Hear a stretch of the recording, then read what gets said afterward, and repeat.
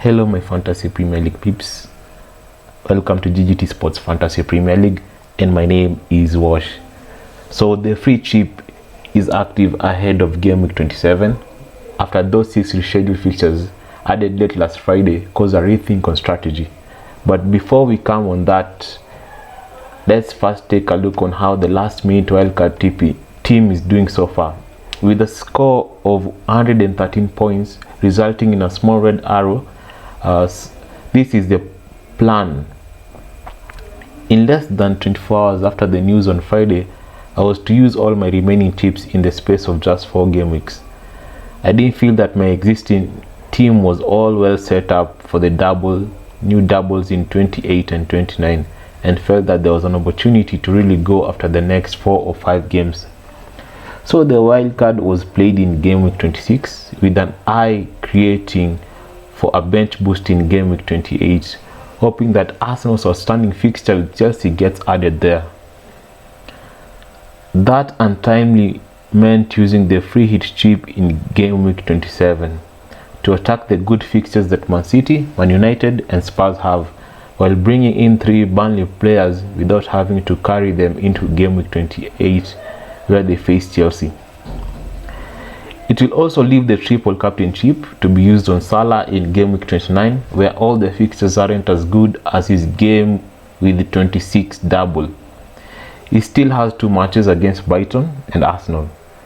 So that was the plan in theory.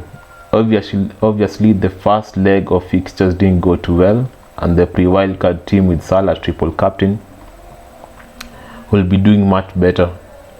The defense is largely where it went wrong, with Liverpool shipping a deflected goal to Norwich, largely against the run of play.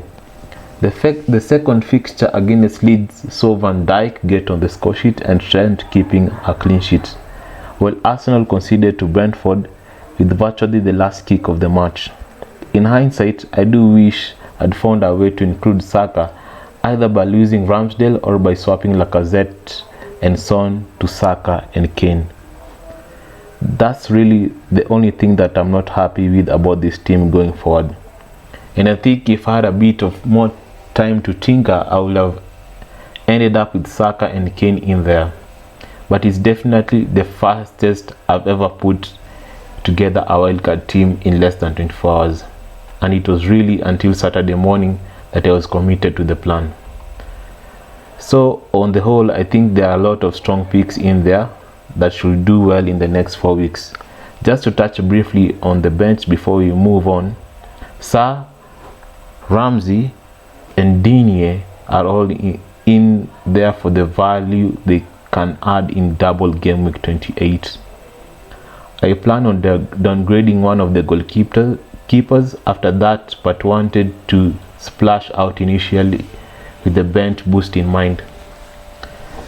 So let's take a look at how the free hit draft is shaping up ahead of Friday's game week 27 deadline.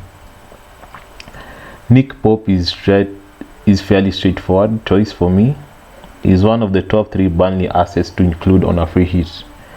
There's been a big improvement in the Clarets' form as we near business end of the season, with them finding themselves in a relegation battle. They've kept clean sheets in 3 of their last 5 matches, conceding just a single goal to each of Man United and Liverpool in that time. João Cancelo is another lock-in, while Ben Mee will be my preferred choice to double up on Burnley's defense. The third spot is where I'm unsure. I'm considering a United defender, a Saints defender, or potentially a Man City defender. With the pot, but Luke Shaw is in there as it stands. I think he's the highest ceiling. He has the highest ceiling amongst the United defenders with his set pieces. He's collected 2 assists in the last 4 game weeks, and Watford will have scored just 1 goal in that time. However, I'm concerned about rotation with Pérez after their midweek Champions League clash with Atletico Madrid. Bruno Fernandes and Heung-min Son are both fairly certain to feature in midfield. Fernandes in the last 4 game weeks has taken more shots more than any other midfielder, where he's also provided a league high of 20 attempted assists. But the other two spots are still up for grabs, with Riyad Mahrez, Phil Foden, Raheem Sterling and Jadon Sancho making up the four main options.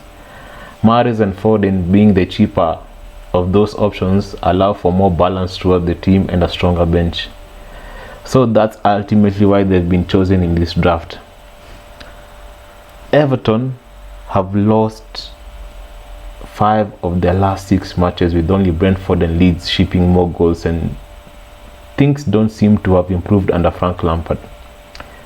It's a very template front three, which I imagine a lot of free hit teams will be opting for.